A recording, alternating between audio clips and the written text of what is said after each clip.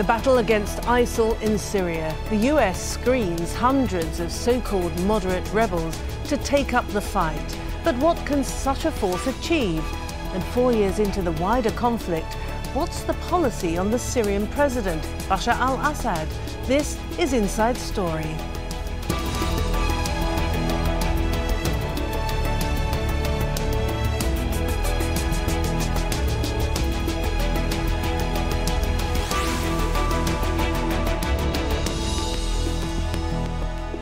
Hello and welcome to the programme. I'm Martine Dennis. It will be 4 years next month since the Syrian Day of Rage protests signalled what was to become a protracted and seemingly unresolvable civil conflict.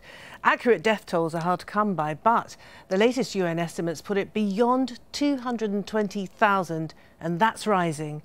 But while international allies deliberate on whether to engage Syrian President Bashar al-Assad or seek to remove him from power, ISIL fighters are expanding their presence. And that's got the attention of the US. And it's so far screened around 1,200 so-called moderate rebels to be trained and equipped to fight ISIL. Now, the US Congress has authorised $500 million to train 5,000 rebels over the next year. Turkey, Saudi Arabia and Qatar have offered to host training camps. Training's expected to get underway as early as March or April. Now, while their focus is clear, the new US Defence Secretary also sees other benefits. Addressing Congress, Ashton Carter said, "These forces that we're supporting there have first and foremost the job of defeating ISIL. But I believe that they also need to be creating the conditions for the removal of Assad." Well, meanwhile, the UN envoy to Syria, he's been working to try to get a ceasefire in place. Stefan de Mistura says President Assad has expressed a willingness to suspend airstrikes and artillery shelling of the divided city of Aleppo for a 6-week period. But he remains realistic. Let's be frank, I have no illusions because, based on past experiences, this will be a difficult issue to be achieved. But we will engage also very much the opposition, hopefully to see them to respond to a similar request from the UN to halt mortar and rockets on all over the city of Aleppo for 6 weeks. No illusions, but a dim of hope, bearing in mind that it is our duty to protect civilians, Syrian civilians, wherever we can, while we are still hoping to find a political solution. All right, let's get the thoughts then of our panel now for this Inside Story. From Beirut, we're joined by Mario Abu Zaid, a research analyst at the Carnegie Middle East Center. In New York, we have Mike Lyons, a military analyst and senior fellow at the Truman National Security Project. And also in Beirut, we have Leima Faki, a researcher at Human Rights Watch who focuses on Syria. Welcome to you all. And first of all, what I'd like to do is to get your thoughts, your reflections on this terribly sad fact that we are approaching the 4th anniversary of the Syrian civil war and the untold suffering that has been heaped upon the Syrian people and the utter devastation that's been wreaked on this country. First of all, can I start with you, Mike, in New York? You know, it's you look at history and it always goes this way. These civil wars begin in a manner and people think they're going to be over very quickly. And here we are 4 years into it. There's clearly outside support that was needed to try to stop some of the humanitarian crisis that's taken place. Unfortunately, we just haven't seen enough of that. And to you, Mario, in Beirut. Unfortunately, entering the 4th year within the Syrian conflict, we don't have a clear strategy yet on how to resolve this conflict, and people are still suffering on the ground. And on a daily basis, we are witnessing the withdrawal of the opposition and the abandonment of this opposition, which are shifting their allegiance towards more radical groups, which is really unfortunate. At the end of the day, if things continue as such, we will be ending by the Assad regime troops supported by Hezbollah and the Iranian Revolutionary Guard facing radical Islamist jihadist terrorist group, which is the worst scenario that could reach within the Syrian crisis. And to you, Lama, you focus on the humanitarian side of this dreadful conflict, don't you? And we're talking about more than 200,000 lives having been lost already, and we're approaching the 4th anniversary. That's right. Syria may go down in history as one of the most publicized atrocities, global atrocities in recent history. We do know that there are well over 200,000 individuals recorded as having been killed, hundreds of thousands more that have been injured, some permanently disabled from this conflict, nearly half the population displaced. And despite the staggering toll that the conflict has had on the civilian population, we have seen a failure of the international community, and specifically the UN, to come together to act to protect civilians in Syria. OK, these are your initial thoughts on this terribly grim anniversary that we are marking. Can we now look at this latest line now from US policy, which is suggesting that 1,200 so-called moderate Syrian fighters have been selected to be trained and equipped? Mike, can I start with you in New York? Because what is a so-called moderate? What constitutes a so-called moderate as far as the US is concerned?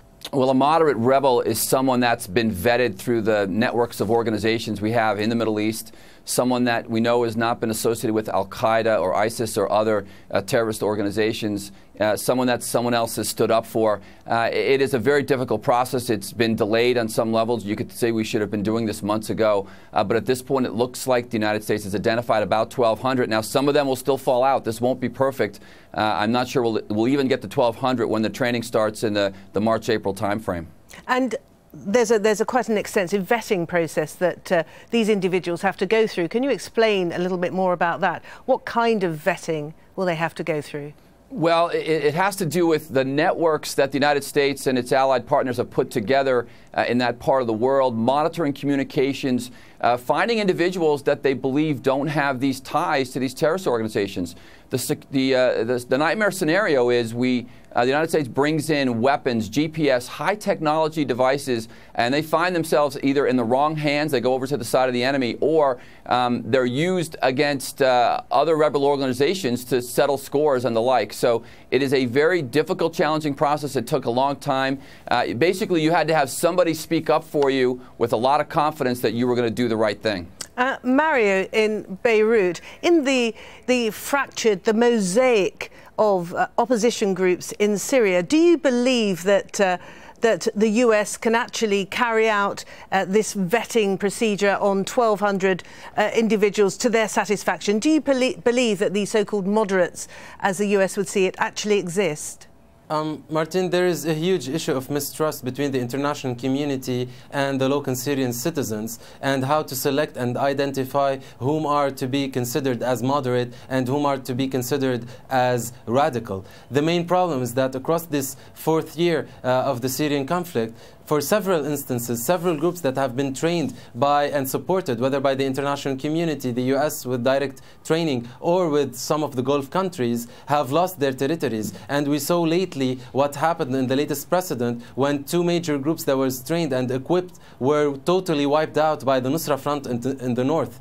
And then there is a big issue nowadays of what would happen with these people once they are trained and deployed. Even though it is a good strategy at the present time to start training, even though it's late, and we've been saying that this should have been taking place years ago, since the beginning of the uprising, to try to create a unified Syrian opposition, very well trained and equipped, in order to step up for the challenges. However, recently we are witnessing this kind of approval, and the number of 1,200 soldiers to be trained is really minimum, facing thousands of soldiers, whether from the Islamic State, the Nusra Front, or even the Assad regime troops, Hezbollah and the Iranian Revolutionary Guard. It is really insignificant facing such a tremendous manpower facing them. So for the time being, the big challenge would be how to train and how to accurately select those people. Yet this is not enough. There must be a clear strategy and a clear way to recruit more soldiers towards this moderate force that should be trained, rather than only selecting about a couple of hundreds. And Lama, as Mario points out, the number is relatively small, isn't it? We're talking about 1,200 in the first instance, perhaps as many as 5,000. How different, what sort of difference, I should say, do you think that a trained and equipped army that is allied to the United States, what kind of difference do you think that that will make to the shifting sands of the conflict on the ground? I just want to be clear. I mean, training and vetting are key components, but they certainly will not be sufficient to ensuring that troops trained by the U.S. or other forces are not committing abuses on the ground. We have documented coordination and cooperation between so-called moderate groups and extremist groups, including ISIS. We've documented, for example, Free Syrian Army groups under Salim Idris operating alongside ISIS in Jabhat al-Nusra, in offensive in Latakia countryside. In the context of the offensives on Damascus, we do also know that in Damascus and Damascus countryside, these, again, so-called moderate groups are also working with more extremist groups on the ground. There needs to be an adequate oversight mechanism, as well as a process in place to penalize individuals if and when they do commit rights abuse in the context of the conflict. So those are all components that are going to be key to ensuring that groups that are armed by Western powers are not themselves perpetrating rights abuse against the civilian population. All right, well, we'll come back to that in a few minutes from now. But in the meantime, Mario, can I get you to address the fact that the United States is trying to assemble this allied force within the Syrian civil war, specifically directed against ISIL. We're not talking about the bigger picture at this stage. A, do you think this is possible? And B, what do you think the rationale is, really, of trying to extract 1,200 in the first instance and get them to, and pitching them against IS or ISIL, rather than allowing them, if you like, to continue with the wider conflict, which of course is where they began their fight? To begin with, this new activity marks a huge shift in the U.S. foreign policy. For the first time, they are willing, and there is a clear path towards training directly and equipping a small group of soldiers or militants or opposition fighters in order to take the challenge and start the battle. However, this is not enough at the present time, and it could be really hard. First of all, as we've been discussing since the beginning of this interview about the recruitment process and where to find those moderate leaders, your guests already acknowledged the fact that there is a huge contribution and communication between the remnants of the Free Syrian Army and the remnants brigade of the Syrian Army, along with those radical and extremist groups. As a matter of fact, it became a matter of survival for them, being abandoned by the international community and the consequent unmet promises, whether by the US administration or the Gulf countries, to equip them with the needed weapons to take the challenge and take the fight to the next level. These people were completely abandoned, and after 4 years they had to resort for whatever resource they have found on the Syrian soil, and mainly those radical groups. They were really they're very well equipped and funded and trained, and by thus they resorted towards them. So it will be very hard to make the difference between those who are truly moderate and did not cooperate, because most of those brigades have already cooperated on several fronts with those de facto forces that exist and that were taking the fight against the Assad regime. Notably, here we're talking about the Nusra Front, as well as in some areas with the Islamic State. The main challenge at the present time is the current battle that is happening in Daraa on the southern front in Syria. And the southern front, that is of about 58 rebel groups that are the remnants of the Free Syrian Army. If they lose this battle against the Assad regime, this will be the end of anything that we might call a moderate opposition. Okay, can I just jump in there, because this is a perfect moment perhaps to explain a little bit more about this plethora of armed groups who are fighting in Syria. Now, ISIL, of course, has taken all the headlines in recent months, but there are dozens of different groups across Syria fighting Bashar al-Assad's forces. Now, they fall into three broad categories. The first is, as Mario mentioned, al-Nusra Front, al-Qaeda's affiliate in Syria. Al-Nusra has fought against ISIL, but unlike ISIL, it has good relations with other factions. Now, the US considers al-Nusra Front a terrorist group. Now, perhaps the largest rebel group in Syria is the Islamic Front. That is an umbrella organisation for dozens of different factions across the country.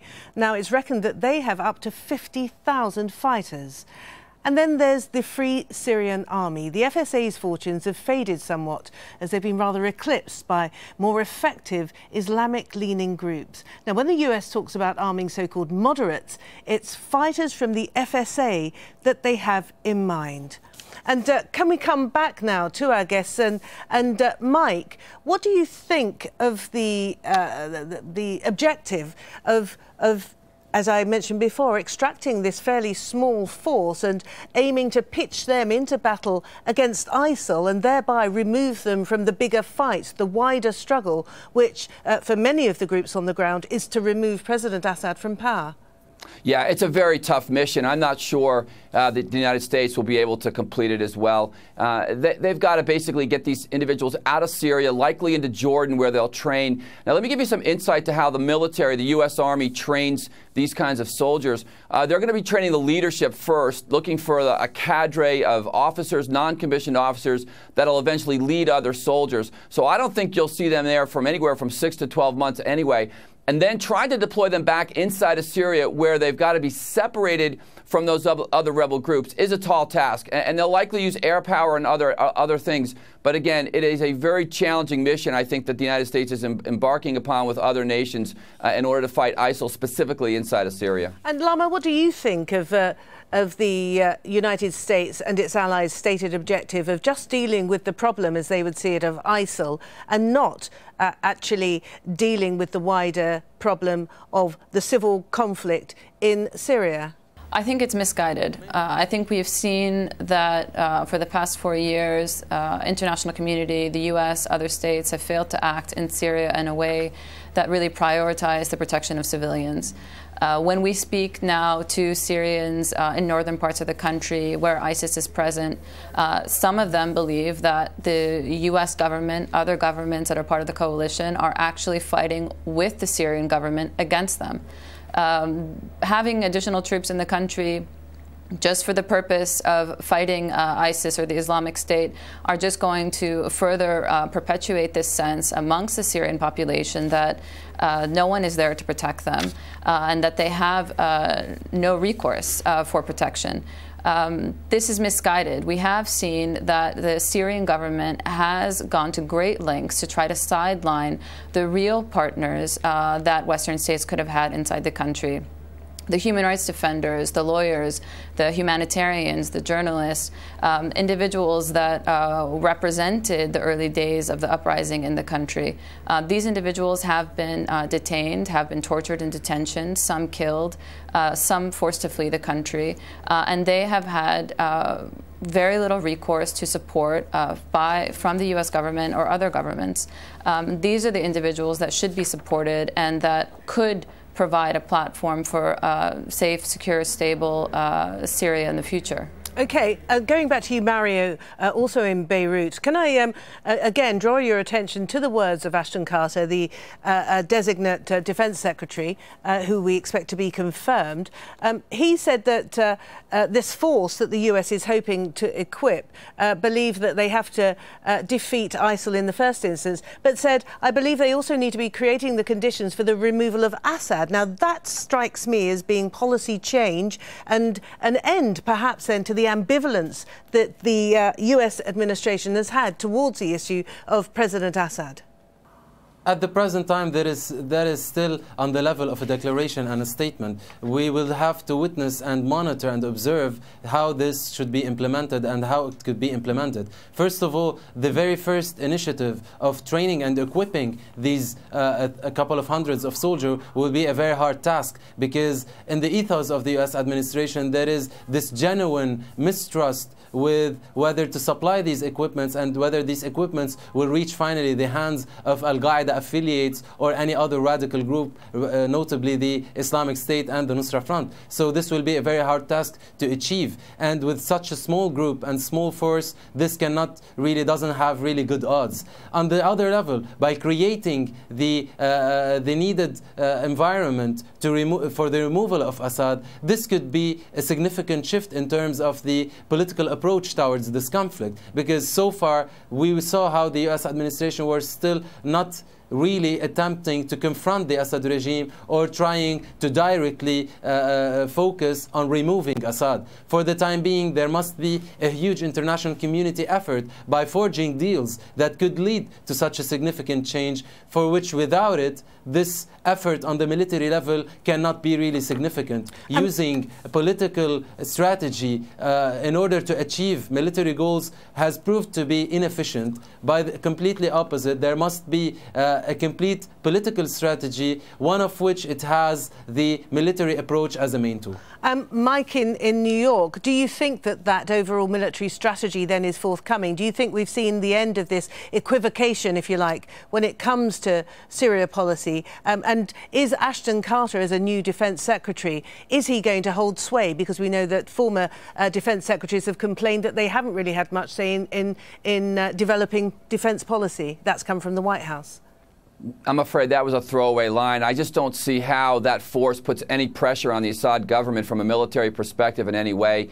This president right now has backed away. Barack Obama has backed away from the original statement of Assad must go to almost ambivalence with regard to what happens. I think a lot of it has to do with the relationship between the United States and Iran and the current nuclear talks that are happening there. And unfortunately, that's been inserted into this whole process. But there's really no way that the force here now, or even in the next couple of years, would put any pressure on the ground there to change the environment to cause the Assad government to fall. And Lama, can I come to you and ask you what your thoughts are then about this proposed 6-week lull, should we say, and not a ceasefire as such, but a lull in terms of airstrikes, and President Assad's government having agreed to that with the UN Special Envoy for Syria, Staffan de Mistura. A slight reprieve, perhaps, then, for at least the people of Aleppo? I mean, I think we have to approach that with a great deal of skepticism. Already we have heard various media reports indicating that rebel groups operating in Aleppo do not trust the Assad government when he says that they will be implementing a ceasefire and that they do not intend to abide by the terms of the agreement. We have seen President Assad go so far as to deny the very use of barrel bombs in the country, one of the main weapons being used to strike Aleppo. In a context like that, it's very difficult to understand how parties on the ground would have faith that he would actually, in good faith, abide by the terms to a ceasefire agreement. Despite sort of the process that the Special Envoy has made on this issue, I think the pressure really should be on the UN Security Council to go further in implementing its resolution of last year, Security Council Resolution 2139, which demands that all parties to the conflict cease the use of weapons indiscriminately in populated areas like barrel bombs. Parties on all sides have failed to do that.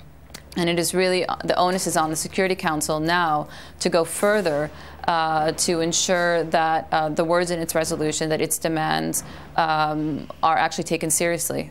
Can I come now to you, Mario, in Beirut? And we've talked an awful lot about the United States and what its policy objectives are.